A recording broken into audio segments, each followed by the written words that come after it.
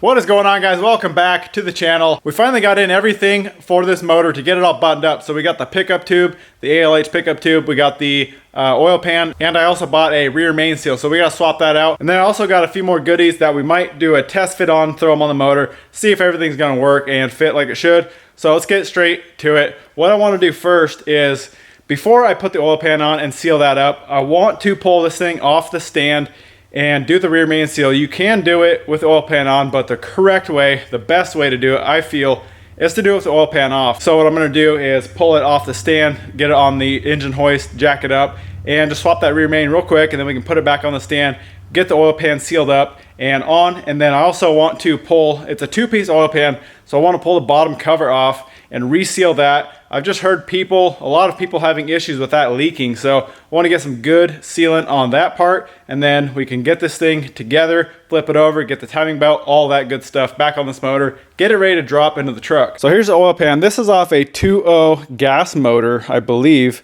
and it bolts up the same. It's the same bolt pattern. Everything's the same. It's a lot shorter. It's like 2 inches shallower or shorter than the BHW pan. And it should work a lot better with clearing the cross member and everything on the truck.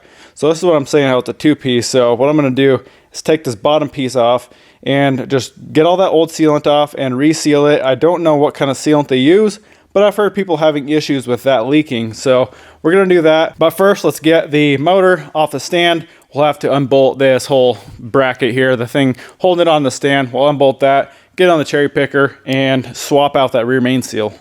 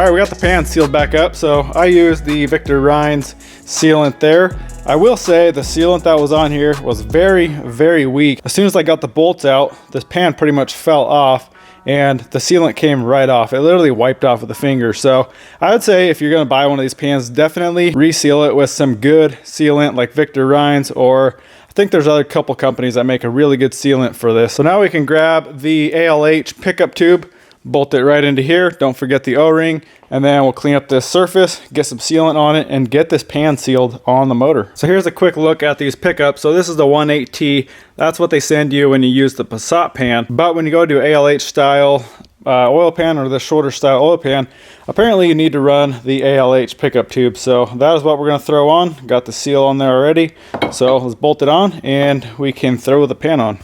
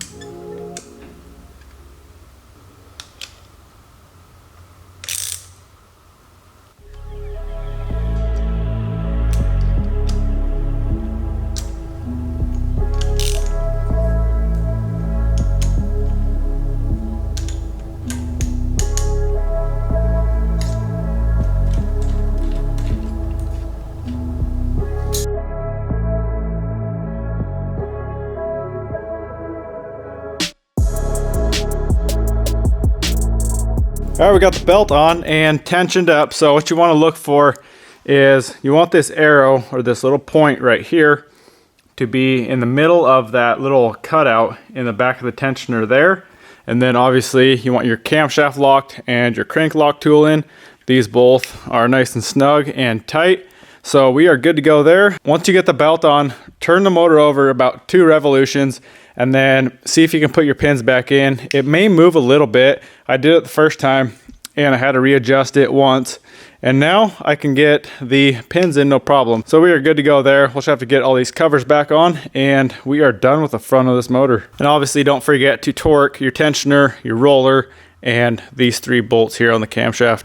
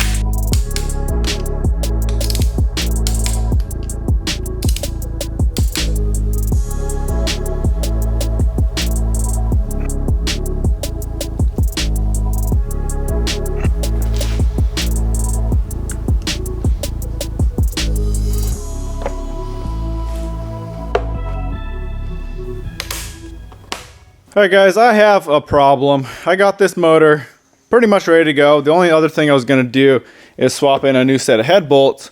But looking at it, I think I might just pull the head. It's going to be so easy right now. Yeah, I do have to pull the timing back off. But other than that, I just got to pull main coolant line here and a couple other little hoses and head bolts, and this head is off. I'm going to be able to leave the whole camshaft. Or at least I should be able to, as long as this timing cover will slide off of the head.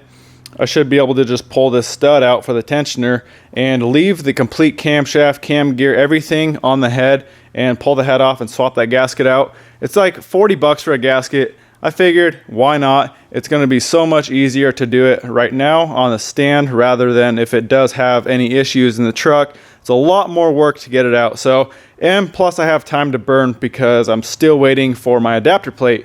So let's get to work. We're going to bust this out real quick, pull a few things off, pull the timing off. I do have to pull this crank back off, this crank pulley here, and get the whole belt off. But not a huge deal. I know how to do it now and it should be a breeze. So let's get after it, get this thing apart, get the head off, and swap this gasket out.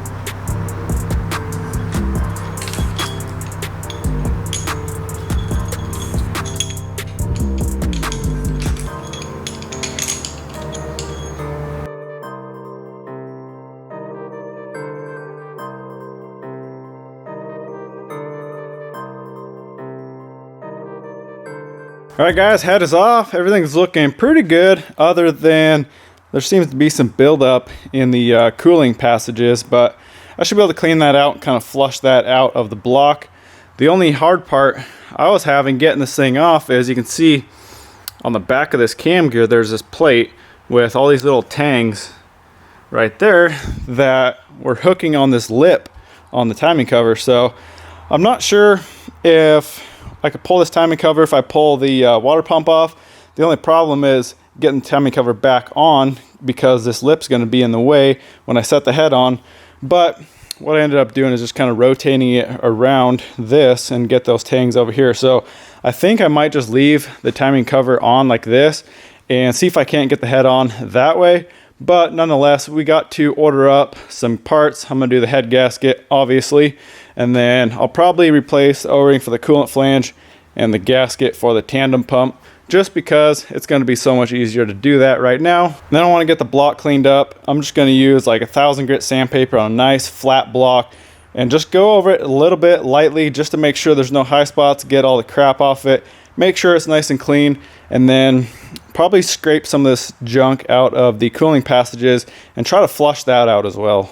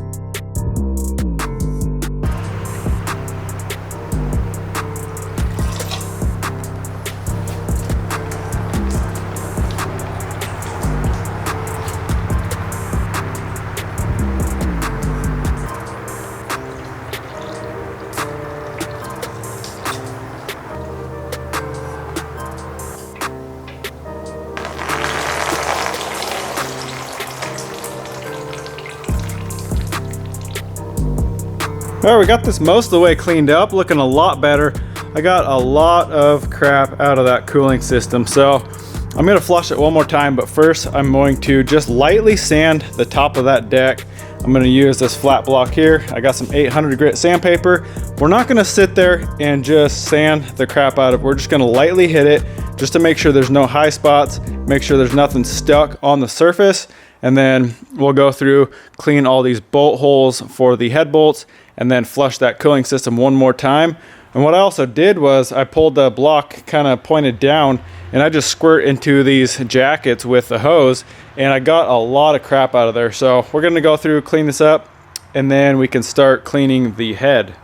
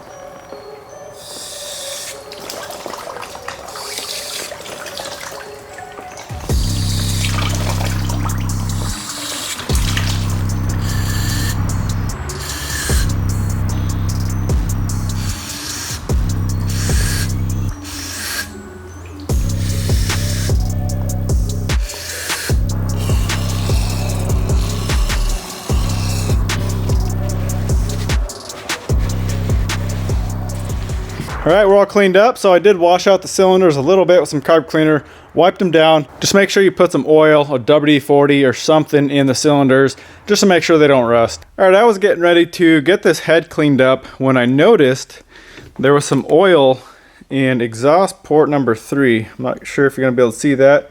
All the other ones are nice and dry. You can see there, just dry, carbon.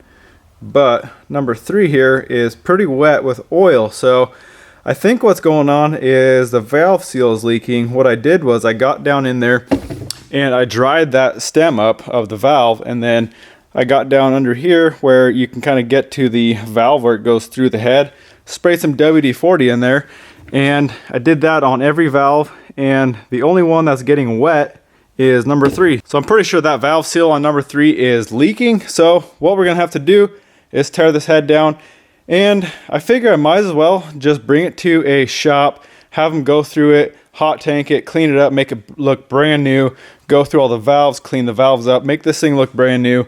The only crappy thing is he's like a week or 2 out. So this is gonna set us back a little while, but like I said, I'm still waiting for the adapter plate. So I'm not in a huge rush. Plus it'll be nice having the head all gone through. I know everything is good. So I don't have the tools to pull this cam gear off. What I'm gonna try is I have like that steering wheel puller. I'm not sure if it goes small enough, but I'm gonna see if I can finagle a way to get that cam gear off, and then we'll have to pull the rockers off for the injectors, pull the caps for the cam, the tandem pump, get the cam out, get the lifters out, get this thing stripped down so that we can bring it to the head shop.